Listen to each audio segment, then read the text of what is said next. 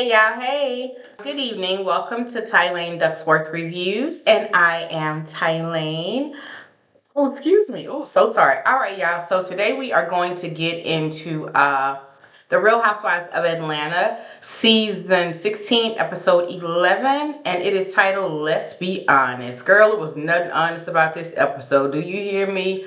Just mess everywhere. If you are new here, go ahead and hit that subscribe button, because over here I like to break it all the way down with hard humor and just enough petty to keep it real. So, the episode begins with Angela and Charles' rooftop rendezvous. She is there with her NBA legend boo.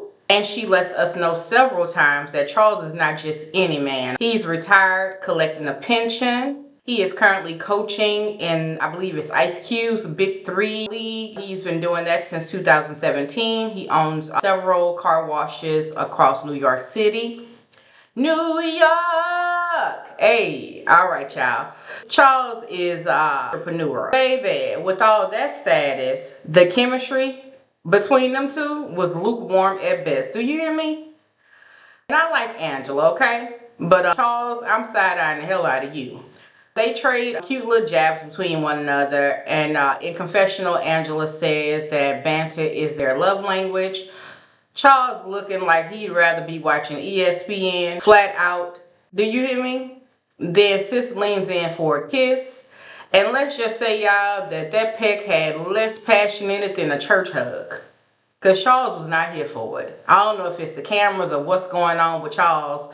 Seems like he could care less about anything that's going on this show. The producer asked a joint confessional if he loves Angela. Baby, Charles practically breaks the fourth wall trying to dodge that question, okay? Red flag on the play. Meanwhile, Bravo, with they messy butts, they cut to Angela and her daughter Amari in the car and later at a coffee shop.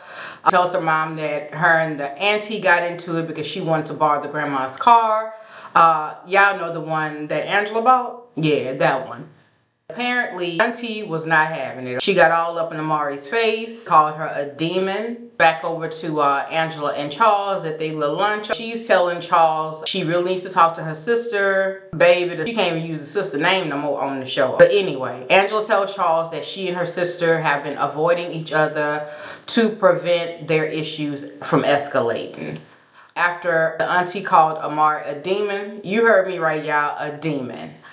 Amari, the grandma, and the auntie live under the same roof that Angela pays for. The disrespect is layered.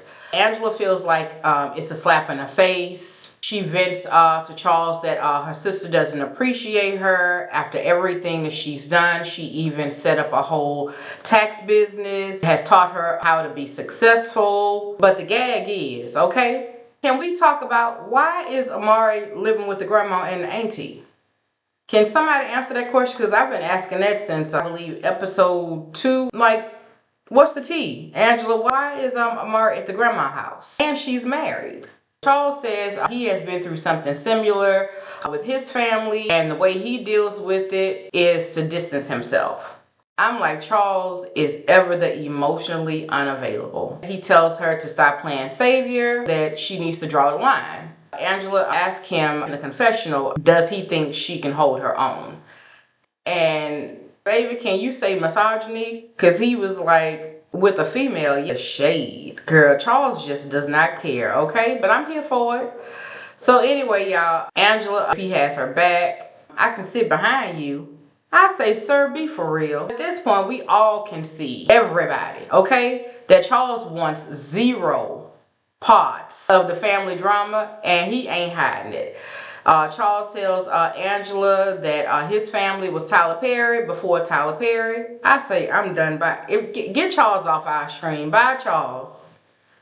Next up, Cynthia and Shamea meet up for a much-needed catch-up, aka post-mess debrief. They hug it out, and Shamea admits that she needs all the hugs she can get. Cynthia is still processing the Pampered by Porsha chaos herself.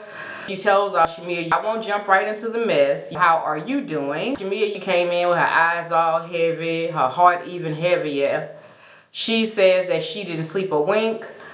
Cynthia's like, child, I might have nodded off, but I didn't rest. The air was still thick with that leftover drama. Shamea drops the bomb. She tells Cynthia before Pampered by Porsha event, out of nowhere, she felt a deep sadness and asked her mom to pray.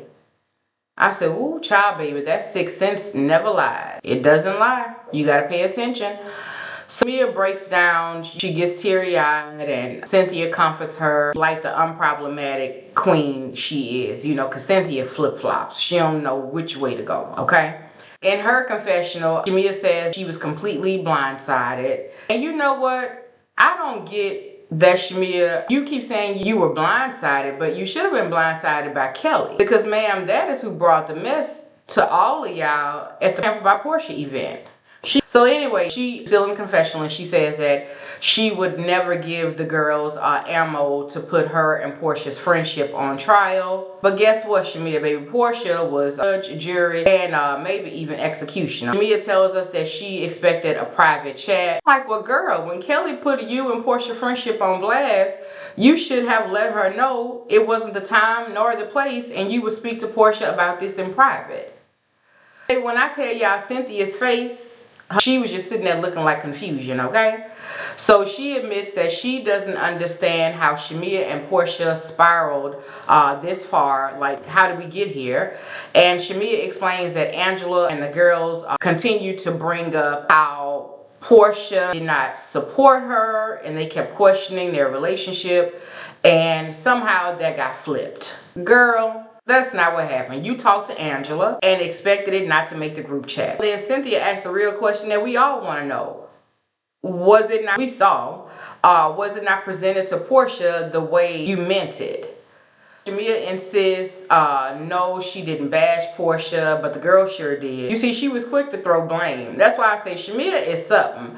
I liked Shamea before, and I still like Shamea, but I'm side-eyeing Shamea too. Like, Shamea is sneaky. She wants to put on this, I'm the good friend, I'm the best friend. Anyway, we get a flashback, and it shows Porsha. Bravo said, roll receipts, baby.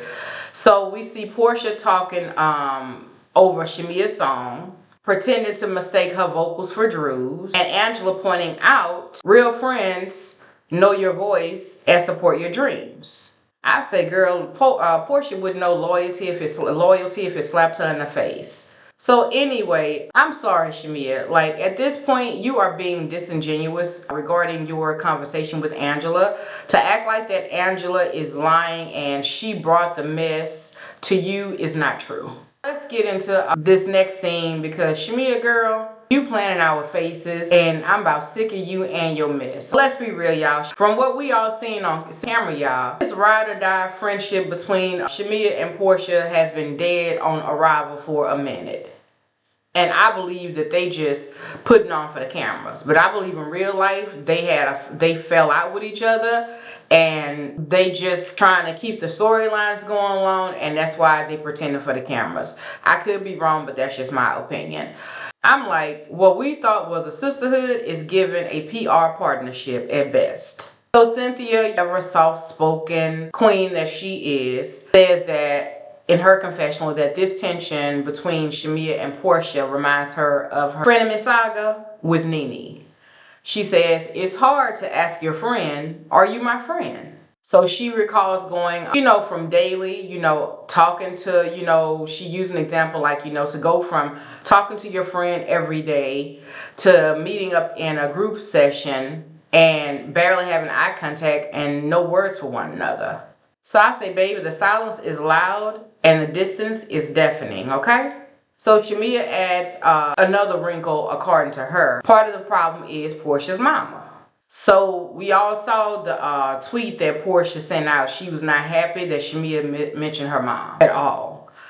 So allegedly, Miss Diane told Porsha to watch her back around Shamea. She called Shamea, what's that old saying? I think she called her a bone carrier. And saying that the apple doesn't fall far from the tree. I say, wait a damn minute. Did she just call Shamea's mama a shady tree? Girl, these ladies is a mess. So I'm like, well, wait a minute. Bravo, of course, they cue the vintage footage, as you guys can see here on the screen. Okay, on the screen here, it's a picture of them being buddy-buddy in the day. But word on the curb is they fell out allegedly behind, I believe it was either Portia's daycare, is given they fell out over a man. I say, baby, not Bravo slipping us with a visual receipt, okay? Of those two lovely mamas. So Shamea insists their mother's beef has no bearing on her and Portia's friendship. Girl, you are delusional. Like Drew's song, Delulu. That's exactly what you are if you honestly believe that. And I'm like, girl, okay, Shamea, if you say so. Cynthia, of course, always the optimist, okay, says that she hopes that they can work it out. Say she wish she had Shamea and Portia relationship. I'm like, Cynthia, let's be honest, like the title. No, you don't, girl. No, you do not. That friendship is built on vibes and not values, okay? And Shamea's gonna have to learn that Portia is that friend that you just call when it's time to party, not when the truth gets heavy. She's just not that girl. That's just not who she is. And it looks like she doesn't have any intentions on changing that. Because in Portia's mind, she doesn't see that she does anything wrong at all. Now over on the other side of ATL, Kelly is over at Nana's Chicken and Waffle, her restaurant, and she is talking with her chef Trent, and she is hyped about the Sandy Springs location coming soon. But meanwhile, over to Miss Trigger Happy Edie, that's Britt. She over there, one of her besties is getting married in Napa Valley. She wants to pick out some outfits and get his opinion. Next, we slide on over to the studio with Shamea. She's there with her sister, what's her name? Tawana, her friend Kelly, and I didn't get the other lady's name that was there with them. She's there trying to pick out her new single. But instead of pure joy, it's bittersweet because of Portia's absence. Shamea swears that she's the only one putting in the work to fix their relationship. Tawana cleared her by saying that Portia's been checked out of this friendship. Shamea just refuses to see it. I say, preach, okay? Shamea's just not getting it. Like I said earlier, it could be, but they putting on for the cameras, okay? So we got to go along with this for now. Over to the where Cynthia and Angela and Portia link up. I ain't the one to gossip, okay, y'all? But is Auntie Cynthia giving sapphic sass? Cynthia, in her confessional, she's giving thirsty over Portia's butt. I said, girl. Cynthia was just, girl, she was just flabbergasted, girl, and just, she was in awe. She's like, do y'all see that? Oh my goodness, excuse me, y'all, 1 minute, just a second. So anyway, like I was saying, girl, Cynthia is focused on Portia's assets. And so Portia fires back in her confessional. Cynthia can focus on bonds and balls. Angela is asking for the bumpers, you know, that they use for the children when they trying to teach them how to bowl. So she kept asking for bumpers. And Portia, never want to miss a shady moment, says Angela is too grown and too big for bumpers. You just keep throwing it out there that Angela's Big Ange child, but y'all scared of Big Ange. Nah, go ahead and throw that on out there while you keep calling that lady big. Angela is tall, but Angela is not big at all. Actually, I think she's smaller than most of you guys. She's just tall. Angela and so Portia, they sit down together and Portia gets vulnerable. She's telling them Pilar is confused over Simon's absence, and divorce isn't just breaking up homes, it's breaking little hearts too. Pilar keeps asking her where Simon is. Normally he isn't gone this long for work. So she realizes that every time that she leaves, Pilar is always asking, you know, where is she going? You know, and Portia said that Pilar is not used to her working outside of the home. Next, y'all, we see Drew, and she fresh out of an emergency meeting with her attorney, Tanya. And she just looks like she's just exhausted. You know, she got her head down like, Lord. She's exhausted and frustrated. Ralph and his attorney filed a motion to get Tanya recused from her divorce case because Tanya helped, Drew said that Ralph was trying to go after her Usador LLC that she created back in 2005. And so he was trying to go after her business. In the process of him doing that, Tanya helped her set up a new LLC. Apparently, Ralph thinks that this must mean that she's too involved. And baby, the gaslighting is strong with this one, okay? So Drew calls up her mom. What is her mom's name? Miss Jeanette. Just for comfort and, catch up with her. When her mom, it was so cute when her mom first answered the phone, girl, she picked it up on her phone and her iPhone. So Drew jokes that her mom is basically, she tells her, you are a millennial, because she is juggling multiple devices. She be all over social media and low-key more tech savvy than Drew is. But jokes aside, Drew knows that her mom has been hurting, she said, since her father passed away. And with everything that her mom is dealing with, her mom will still drop everything to show up for her during this messy chapter of her life. And we'll see that later on in the episode. So Drew breaks down the latest tea, what's going on. Ralph is claiming ownership of Drew Sidor LLC. He wants 40%. On top of that, now he wants 40% of her new LLC, the one that Tanya helped her establish. So good old Bravo give us a flashback of Aisha, which is Drew's business partner. And she says that Ralph is doing the absolute most. And let's not forget, he still hasn't turned in his financial records, like the court order. Telling her mom everything that's going on. And then we get a flash into the confessional. And she says that Ralph makes more money than her, that he blindsided her with his attempts to drain her financially. I'm like, girl, Drew, Ralph is a narcissist. He hates to be called that, but his behavior is constantly exhibiting that. And you married to a misogynistic, narcissistic, walking red flag, allegedly. Wake up, Drew. Maybe that's why you made that song, Delusional, Delulu. The things that come out of y'all mouth. She tells her mom that Ralph restricted her access, y'all, and locked her out the house. He must have changed her code, because she came home at 1 o'clock in the morning and couldn't get in the house. She said she had to go sleep in a hotel like she was a side chick. And when she got back, he snuck through the basement to open the door. I say, baby, that is some petty-ish, okay? And that's why the courts should not have them in the same household. This is crazy. Like, what y'all got going on in Georgia? Is this normal? What is happening here? Why is this man living in the basement? You upstairs and him downstairs. Girl. But Mama Jeanette, Drew's mom, is fed up. She say Ralph is a liar, a schemer, and he conniving. And he is running them babies' mental health into the ground. Drew ends the conversation with her mom over the phone. She asks for prayers for her, for the haters, and even for Ralph, okay? I say, woo, Drew, you not only need prayers, you should have got a prenup. Where is the prenup? Y'all, back over at Angela's. This was so sad when we heard the news. It was after the episode, and of course, my episode is late, and I do apologize again. Angela's, her late mom, Miss LaMargaret, she stops by. And it's clear from Angela's confessional. Rest in peace to your mom, Angela. I'm really sorry for your loss, sweetheart. Angela's in the confessional. She says that the bond with her mom and her have always been close. She credits her mom for her wit and warmth and her wild sense of humor. And Angela gets sentimental, saying that it has always been her dream since she was to take care of her mom and give her mom the life that she deserved. So she bought her mom a house in Atlanta. But baby, plot twist, okay? Because they sit down and Miss LaMargaret casually drops that we just came back we got the keys. And Angela like, keys? What keys? It turns out Mama told Angela that she bought herself a new house. Baby, Angela sitting there, she is visibly shook. Do you hear me? She tells us that she bought her mom a house. The house was about $490,000. And so she asked her mom, what about the house that I bought for you? And I like Angela's mama. Rest in peace, ma'am, again. She tells Angela, like the real OG, she gives her straight OG energy. Do you hear me? I really like her.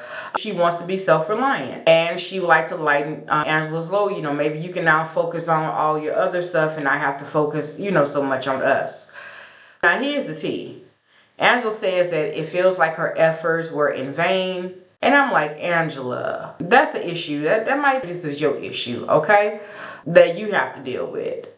Because the first thing that when you were talking about the house that you bought for her, you said, it was a house that you bought for her. You didn't necessarily call it her home. And it sounds like financial control. You're doing these things for your mom, but at the same time, you're using materialism to control her. And she doesn't want that. Basically, she got her keys and she's opting out of that, okay? So you got to work on your emotions about feeling like your efforts are in vain. Angela, something in you, other than the fact of just wanting to give your mom the life she deserves and take care of her, is something on the inside of you that you need to fix, that it would bother you that much that your mom decided to get a house on her own. And it could be that she's, tired of being in the middle of you and your sister. That could be it. And maybe she wants you guys to get along, and you providing for them and the sister is with her is causing issues in y'all family, obviously. Then the conversation between her switches to a family drama. Angela brings up the incident where her sister got in her daughter's Amari face that we talked about earlier. And Angela felt aggressive. And the real thing is that her mom didn't step in, and it reminded her of old times where she felt like her mom didn't protect her. Except for that one time with Charles. So mama said Charles was complaining about Angela not cleaning or something, and she ain't the one, and that wasn't the day. Mama say she walked up on Charles and she was not scared. Angela say, what were you gonna do, blow? Oh my goodness. Angela said, mama said, he was talking about my child and you just don't do that. Angela says, well, that has turned in, to 3 years. Her mama was like, us not talking. And so she said, I'm sorry that happened. I love him so much. That's my son-in-law. Mama say she gonna write him a letter even though they almost the same age. I say, baby, what Angela say she got her wit from her mama. Angela, we see where you got the shade from mama, baby. And on top of that, girl, mama said, and I'll do it again. She was standing up for her again with Charles. I say, gone, mama. Girl. That's why Charles keeping the distance away from not only his family, but your family, Angela, baby, because mama would have been to put Charles in his place, girl. Mama not here for Charles and his emotionally unavailable. Angela said, you would not talk about my husband's age. Mama said, I would never talk about his age to his face. Angela tells her mom that she was worried about the situation between her and her sister, and they are going to have to talk. And she doesn't like the fact that her mom is in the middle. And then they both agree that everything is going to be all right. They give each other a hug. And this is so sad because this family, obviously, like we all do, but they have some deep, deep issues they really need to iron out. Girl, where's Iyanla Van Zant when you need her? Come on, where's Iyanla? Iyanla, we need you, Iyanla. So meanwhile, Kelly is over here fooling around with Chloe, teaching her how to drive, girl.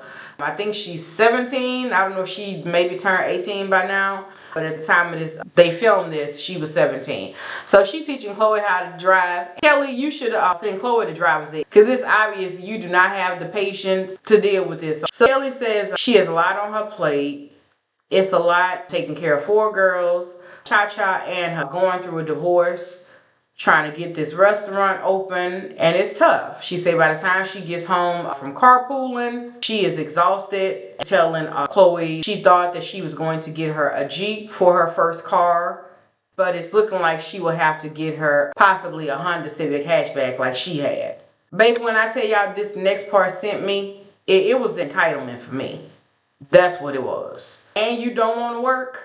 You want to just be a teenager and you got all these demands? Girl, please. Girl, you better go find somebody to play with because I wouldn't be the one. Chloe tells her, well, you can give me a little small view and we can call it a day. So Kelly is like, I don't know if you can afford BMW gas. So she gonna clap back at Kelly and tell her, oh no, you can.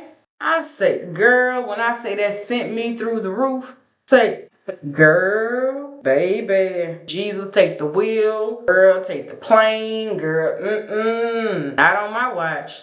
I'm so sorry, but you can't tell people how to raise their kids. Kelly seems like she's a really good mom.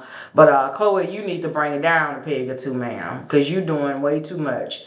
Kelly quickly lets her know, no, ma'am, I take care of me, and you are going to have to take care of you, okay? She said, I'm already buying you the car, but you're going to have to take care of the maintenance. That's no more than right, Chloe, okay? So you're going to have to get you a job. But Chloe says that she knows what she is going to be doing. Kelly asked her, which is what? She said that she would like to help Kelly run the restaurant and help with the hiring process. I said, okay, Miss Lady, all right, now we talking. But just make sure, because I'm a firm believer in nepotism, but just make sure that you will actually be working and not adding to your mama's stress. You got to put in the work.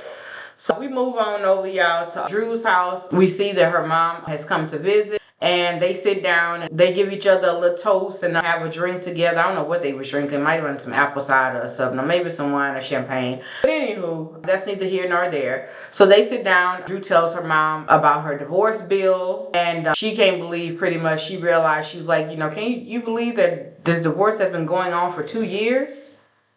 In her confessional, Drew lets us know that she is overwhelmed and that her mom jumped on the first thing smoking to get to her, to help her manage the kids, work, and her mental health. Drew tells her mom she and Ralph are at war, and then her mom lets her know, like, I'm in constant prayer because I want you to be whole. Drew, you got to be more aware of what's going on with your children and in your household, because I believe you told us that your children were in therapy.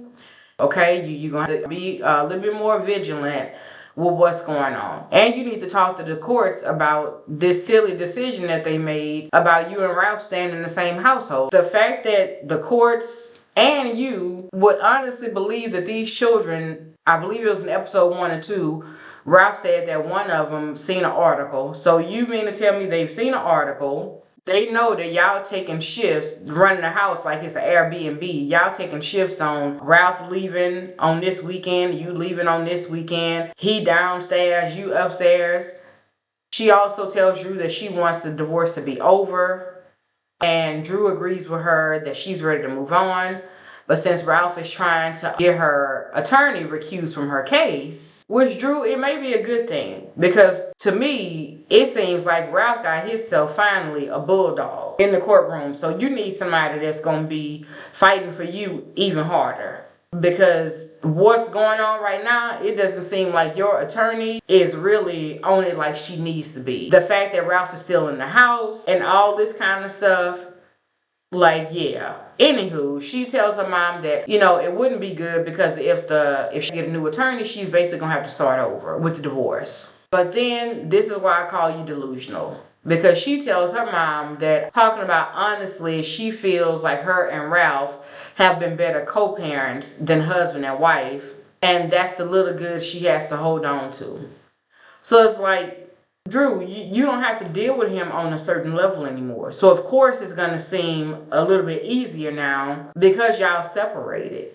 So y'all not dealing with each other on a daily basis. But while she complimenting him, Mama Jeanette lets her know that if Ralph truly cared about you and you are the mother of his children, he wouldn't be bashing you and putting you in a financial situation where it makes you fail. Meaning that he's causing harm to you, and if you are not your best self for y'all children. Girl, Drew, you giving Delulu. Girl, when the camera panned to the stairwell leading down to the basement, I hollered. I say, baby, Ralph is probably holding the glass with his ear to the wall, girl, trying to eavesdrop and listening to what they talking about. Drew asked her mom if she talked to Ralph. And Mama said the only thing that she talked with Ralph about was the stupid decision that the courts made allowing him to stay on the property in the basement. She said the courts did not consider the mental toll that this would take on the kids. I say, talk about it. And then she goes on to tell Drew that her kids are out of control. She says she spent most of the day yelling at the children. I think the little boy didn't want to say grace. And then she tells Drew, if I can't control a child, then it's a problem. So Drew gets emotional, hearing this from her mama. And then she tells her mom that she had no idea that her mom felt this way. And her kids are not the same. No, Drew, they're not. And you got to be more aware. So, she's crying. Her mom apologizes. So, she gets up like she just... To me, it was like I said, she's unaware as to what is taking place with her children, because it's like she couldn't even stand to hear what her mom was saying. She had to get up and leave. She kept trying to, and it could have been that she didn't want us to know, because she kept trying to cut her mom off from finish saying what she was saying about the kids, and then she got up emotional and left the conversation altogether. So then her mom gets emotional. She starts crying, and the chef, Chastity, and she's comforting the mom. And then she tells, Drew's mom, Miss Jeanette, tells Chastity, like, she wish she could change everything that Drew is going through, and she did not expect that Drew would have to go through this. Drew comes back in the confessional. She's telling us that she didn't see the change in her children, and that for her mom to recognize this is her worst nightmare, to hear this from her mom about her kids. She says that the kids did not ask for this, and they did not ask to be put into this situation, and she feels like she's failing them. And I understand that, as a mother, that's one of the, you don't want to see your children hurting under any at all. I can understand that. So my heart does go out to you, Drew, that you are dealing with all of this. But can I just say, y'all, that everybody keep calling Drew a liar, but Drew the only one on this show that has a real storyline. And Drew is that girl. Like, Drew has been acting all her life. Drew has been on so many TV shows. She was on The Game. She's been on movies. And they keep playing in Drew's face like she's not that girl. But that's another story. Anywho, like I said, Drew returns to the room with her mom, and she tells her that, she's like, I don't want my tears to make you cry. And like I just said, a mom don't want their child hurting. So of course your mom is going to feel a way to watch you go through this. It's just a lot, but I'm going to be praying for you, Drew, as well. And for your mom and stuff, that y'all going through all of this. But anyway, y'all, all right. Let's get into the scene that we have been waiting for. On over to, what was the name of that restaurant they was at? Something Cuisine. With old Shamea and Porsha. So they meet up to discuss their friendship. Porsha points out that they are wearing cream. She talking about, we both got on cream, that's a vibe. So they jump right on into it, baby. They didn't warm it up or anything. It gets real awkward. Once they sit down, initially, Porsha asks, she calls the waitress over and asks her to, can she add another chair so they can put their purses in? As soon as they get ready to talk, her phone rings, and her mom, Miss Diane, is FaceTiming her. So you could see right off that Shamea is irritated and annoyed that Miss Diane called and that Porsha answered. They go through the motions of, how was your week? How was your week? With all the niceties and everything. And so Porsha tries to make it seem as if she relaxed and just shut everything out and shut everything off. Baby, Shamea say, not so fast. You had your event this week. That was big. Porsha tells her she could sense Shamea's energy. She was like, well, let's talk. You have this little reserved energy about yourself. Porsha says in her confessional that this sit down with Shamea is unbelievable to her. All the feelings that Shamea has been dealing with, she's been secretly expressing her feelings to the other ladies. And Porsha says she hasn't been privy to Shamea's feelings. If playing in somebody's face was a person. Porsha. Then we see Shamea in her confessional, and she says her goal for today is that she would like to be heard by Porsha. So Shamea starts the conversation apologizing, which you shouldn't have did that, Shamea. You started off wrong. So she apologizes to Porsha for not being open with her about her feelings over the years. She's been hurt in their friendship, but she has masked it because she's always wanted to handle their friendship with care. She didn't want this brought to the group, and then Porsha had to remind her, okay, that she was the one who shared her feelings with Angela, which led to it being brought to the group and becoming public. So Shamea claps back at her, saying that the difference between the two of them is you talked over my music and I didn't flip out, but you do petty stuff like talking over me, making shady posts. And she was like, that's hurtful, but I let it slide. Shamea, that's your fault. I'm sorry. I know Porsha is very manipulative, and I can also see how logically it's manipulative and a mean girl that I see view Porsha as, and narcissistic. I can understand in Porsha's mind why, like, the wedding incident happened 10 years ago, because you said you and your husband been married for 10 years. Off the cameras, you've never told Porsha how you felt about any of this. So now, since y'all on the show together, and like you said in the confessional, that people are able to see both sides of y'all relationship now, you're telling Porsha, because the ladies, Angela damn near had to drag it out of you about how you feel. You saying it on camera, and in Porsha's mind, she's like, okay, you haven't said anything all these years, and now since we on camera, now you have all this to say. So in Porsha's mind, you're doing it for the show, because you've never said anything to her outside of the show. Like I was saying, Shamea said that she lets it slide.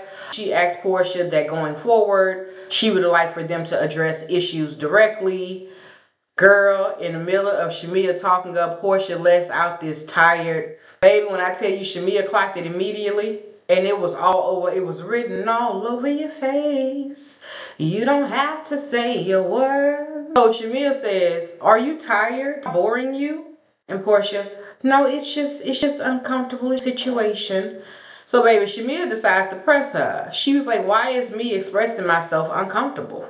So Porsha is in her confessional and she says she's surprised. She's surprised by all this old stuff that is being brought up, and it's like over 10 years old. And I'm like, Porsha, the reason all of this is coming up now and coming up on camera because y'all on this show together, and it's because of the fact that Shamea never got over you being her best friend and you not attending her wedding, not including the other shady stuff that you've done that she has never said anything about. So, and it's the fact, like the unmitigated gall, the audacity of you, Porsha, to act like none of this, that it's no big deal. That's what makes it even worse. That Porsha genuinely acts like she just don't care until it's time for her to put on the waterworks and play victim. Shamea admits that she confirmed to the ladies some of Porsha's shady moments over the years, but she still wants to salvage their friendship. Porsha insists that she's not trying to be dismissive and she wants to have a productive conversation. She then brings up Miss Diane's comments about her being a bone carrier and the apple doesn't fall far from the tree. And she was like, for you to tell me that your mom said that is hurtful. Girl, so Porsha gonna say, well, well, she said it. I'm not the one that said it. And Shamea was like, and I feel like that's why, because your mom say things like that, that's why you have pulled back from our friendship and pulled back from me. So, of course, Porsha denies it. That's not true. I'm like, girl, who you think you fooling? But okay, Miss Porsha. When I tell y'all this conversation takes a hard left turn, okay? Because it just spirals out of control. Porsha starts asking Shamea repeatedly over and over, why are we doing this on camera? Why are you doing this, Shamea? Don't do this, Shamea. Please stop, Shamea. I'm like, girl, what? And Shamea reminds Porsha that she suggested to her, like, why can't we, the way we act off camera, because she's like, Portia's a vibe. She loved hanging with Porsha. She was telling Cynthia earlier. Her and Porsha laugh and she be about to pee on herself because she be laughing so hard. They have such a good time together. She tells Porsha, makes a suggestion that if they could act the way on camera, that they act off camera together. And Porsha told her that Bravo would have to pay her more to do that. I say, girl, Bravo got to pay you to be real? So is that you being real off camera and fake on camera? Or you being your real self on camera and fake off camera? What the hell is going on here? Girl, that lady said they would have to pay her more. Girl. So Shamea tells her it shouldn't be about money, that it should be about the love that she has for her and the love that they have for each other. Of course, girl, Porsha, she trying to set the conversation down. She keeps interrupting Shamea. She moving silverware on the table. That's going to happen later on. Girl, she is just not here for you at all, Shamea. She's sitting there talking about, let's not do this. And Porsha says that Shamea only started airing out her grievances once the filming began.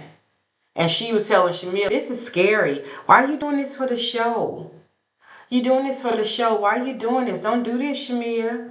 Shamea tells her not to minimize her feelings or blame it on the cameras. Like, I'm telling you, this is how you make me feel, and you keep cutting me off and interrupting me and taking deep breaths and all this kind of stuff.